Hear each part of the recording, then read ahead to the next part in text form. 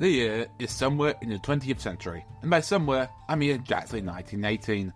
Germany had just been defeated in what was at the time the deadliest war in Europe. The map of Europe went from looking like this to this.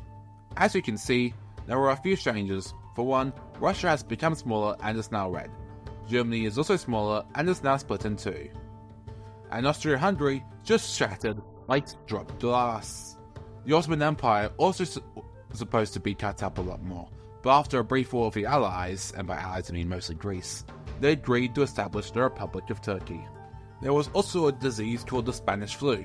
Not much is known about it, except that it infected about 500 million people and killed 25 to 50 million, which means you had about 5 to 10% of dying of the flu if infected.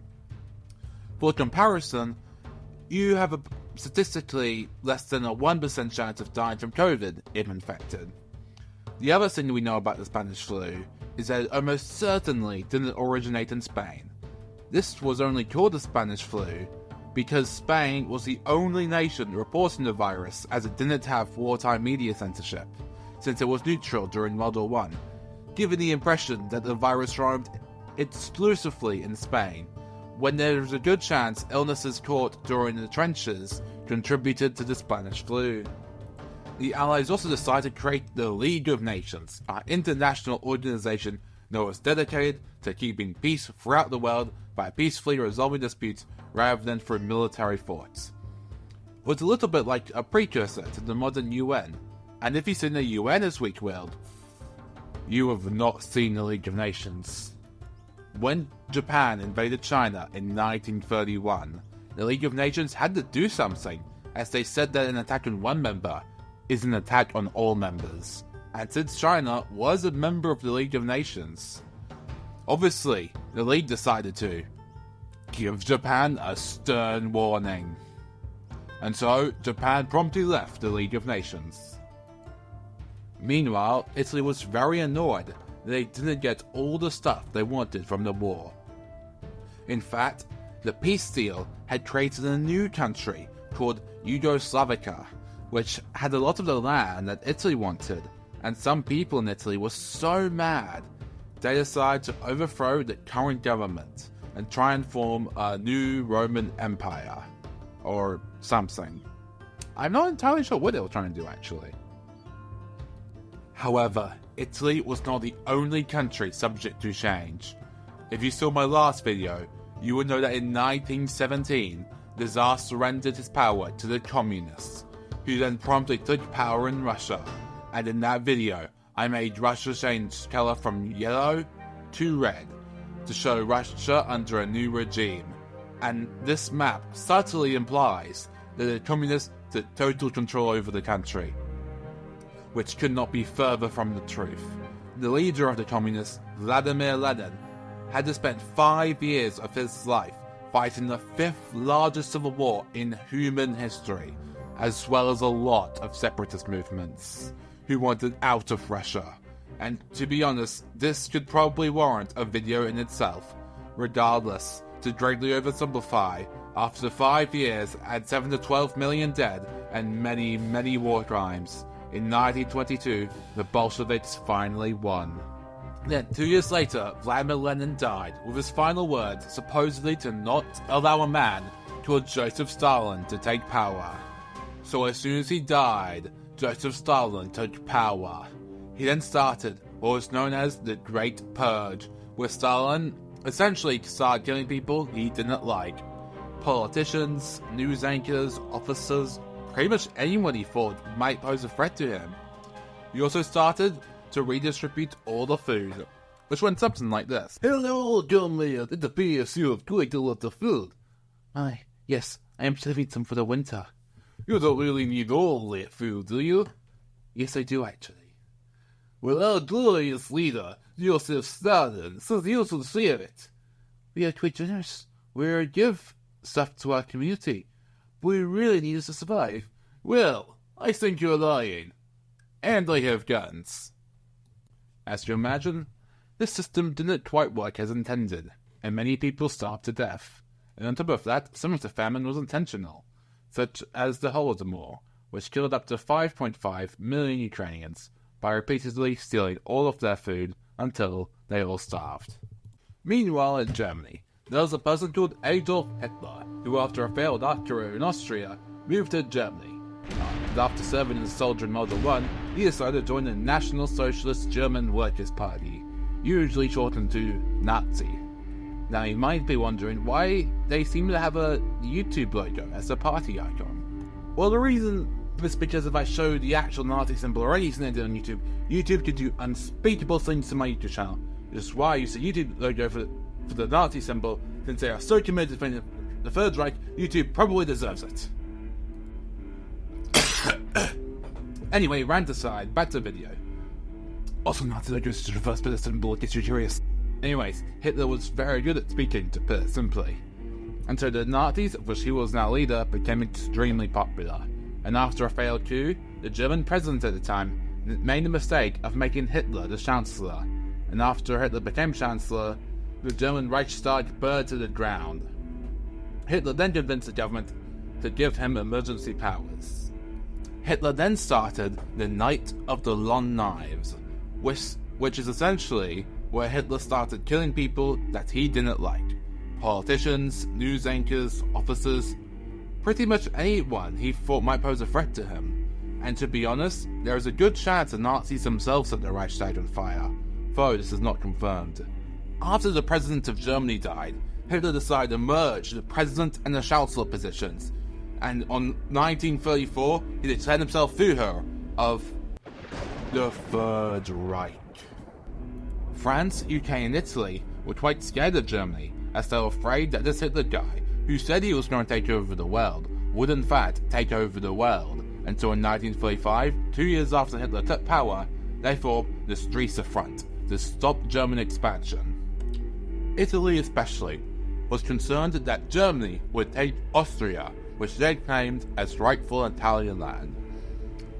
However, the UK then signed an independent naval treaty with Germany, easing imposed restrictions and annoying France and Italy. France and Russia then tried to form the Soviet-French Pact to contain Germany. However, the bureaucracy of the League of Nations made the alliance almost pointless. The United States also signed the Neutrality Act, stating they will not get involved in any European matters.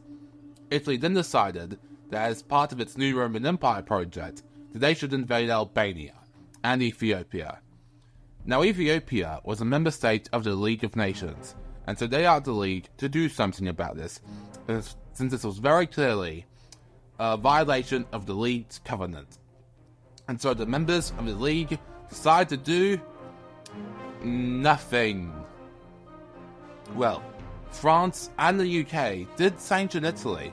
However, these sanctions were not well enforced and made Italy very mad at them, to the point they formally left the Streisand Front and formed the Berlin-Rome Axis with Germany, and stopped opposing German expansion into Austria. Spain then had a civil war between the nationalist rebels and the socialist government. This civil war was very messy and could probably warrant a video by itself. Germany supported the nationalists, while the Soviets supported the socialists, foreshadowing a future conflict between the two. Japan then decided to invade China by going into their then capital of Peking, and many people in Asia remember this date as the start of World War II. And as you can imagine, the League of Nations did nothing again.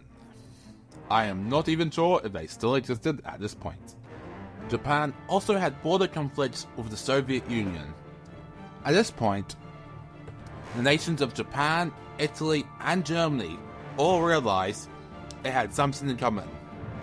They all wanted to take over the world, and they all hated Russia, and so they formed the Rome-Berlin-Tokyo Axis, usually just called the Axis. However, just before this, Germany began to take land in Europe. If you're wondering how they were doing this, it was because of a British policy called Appeasement, which went a little something like this. Hey, I want that thing. Okay, you can have that, but no more. I want that thing. Fine, but no more. I want that thing. As you imagine, some people started thinking this policy was pretty stupid, especially after Hitler took Austria and the Sudetenland in Czechoslovakia. Hitler then gave a speech condemning Jewish and British warmongers, and the following year he had invaded the rest of Czechoslovakia and began building up his navy and seized this land from Lithuania.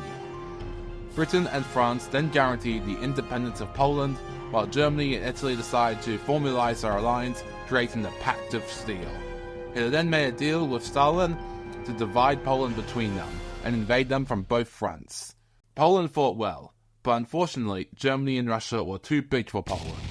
Now you might be surprised to hear this, but for once Britain and France did something, and finally told Hitler that enough was enough and declared war.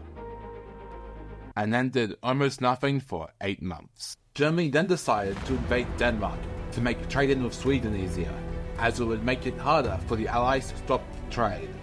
The German army took 6 hours to completely capture Denmark, and then they invaded Norway, who surrendered in just 2 months. As you imagine, the United Kingdom realized whatever it was doing to stop Germany was not working. And so the Prime Minister promptly resigned and was replaced by Winston Churchill, who had a slightly different take on the war. Basically, imagine all the stuff Britain had done to stop Germany up until this point. Well, Churchill would have done the opposite. He opposed appeasement and was very aggressive with the Germans, which wasn't necessarily a bad thing, considering they were literally fighting the Nazis. On the same day Britain got a new Prime Minister, Germany decided to attack even more neutral nations and invaded Luxembourg, Belgium and the Netherlands, and used the Ardennes Forest to go around the French Magan. And it seemed like it was going to be a repeat of the First World War, except this time there was no von Klunk, and as a result, France surrendered within a month. What the German Empire couldn't do in 4 years, the National Socialists had done in just 1 month. Thankfully, Britain was able to evacuate most of its best troops before they got encircled. Germany then established a puppet French government, which, although was officially neutral, was unofficially totally on Germany's side, and as a result, Britain decided to blow up the French fleet. The UK and Germany then had an air battle over Britain, which Britain won. Meanwhile, Italy decided to attack British Somaliland, as well as an invasion of Egypt. They then decided that since they were doing so well, that they should go invade Greece through their colony of Albania. And while Italy thought it was going to be relatively easy, it turned out to be a total disaster, and Germany had to help them out so that the Allies wouldn't get a foothold in Europe. Germany then asked Yugoslavia and Bulgaria to join the Axis and give them military access, so they could help Italy. Both sides agreed, but Yugoslavia had its government overthrown 2 days later. So Germany decided to invade Yugoslavia anyway, and soon Greece and Yugoslavia surrendered. To make things even worse for Italy, Britain had started to push them out of Africa, and Germany had to deploy forces in Egypt to stop the British from completely pushing Italy out of Africa. And the Axis began to advance to western Egypt, but the fort, held mostly by Australians, stopped them from making as much progress as they wanted. Germany, for a while now, had been blaming the Jews for a lot of the problems Germany had been facing, and at this point, they had started to round up all the Jews and decided to do things that would definitely get my channel restricted if I talked about. Meanwhile, Britain had invaded Syria as it was under the control of Vichy France.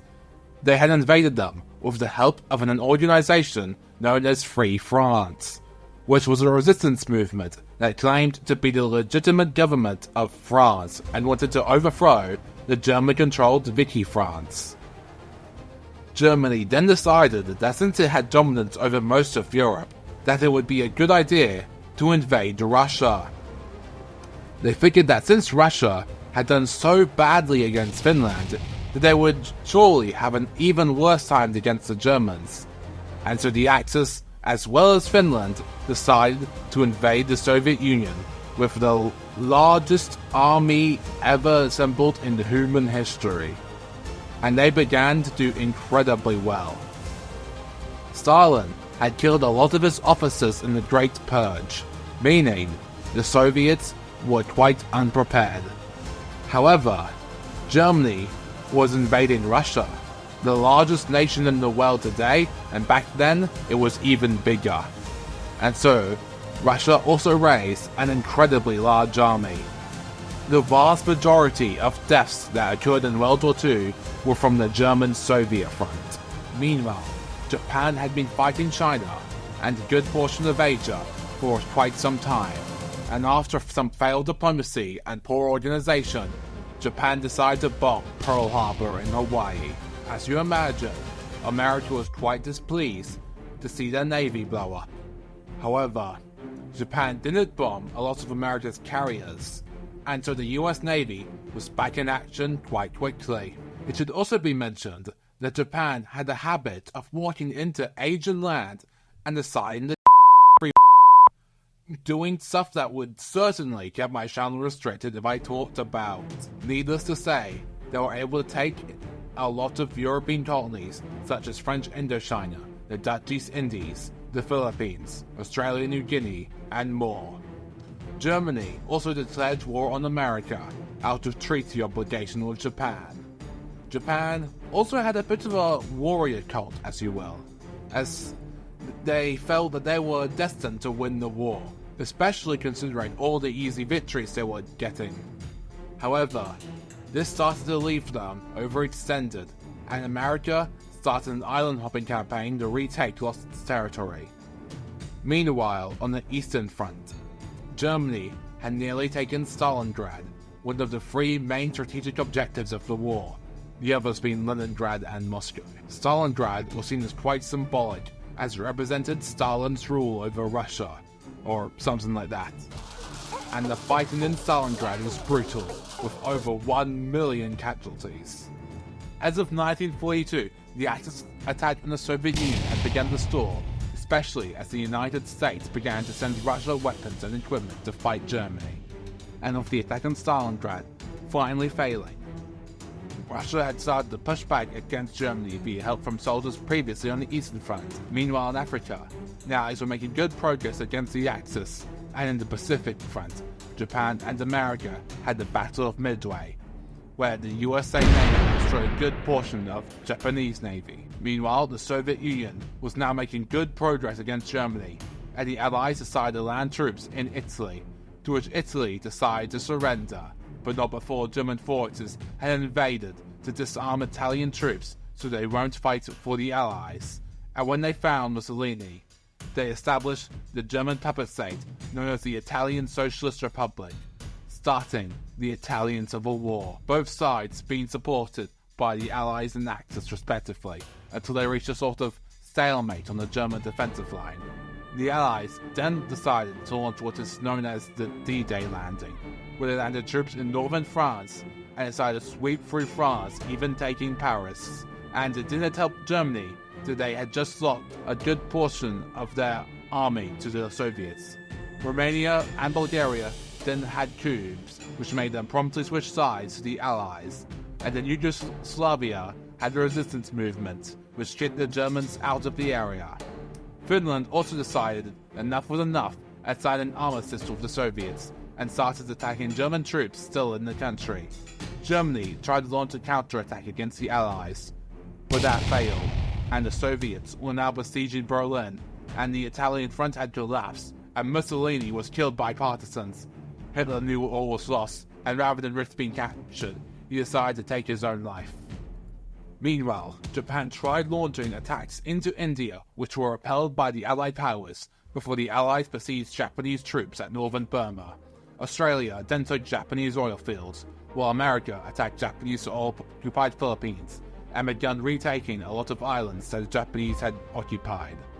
A lot of these islands made it so America had enough air supremacy to begin a bombing raid over Japan, and the United States was giving aid to China to keep fighting Japan. The USA and the Soviet Union had planned an offensive to take Japan, as they refused an unconditional surrender, as they thought they could get a more favorable peace agreement. However, before the Soviet Union invaded Japan, the United States decided they had a different aim.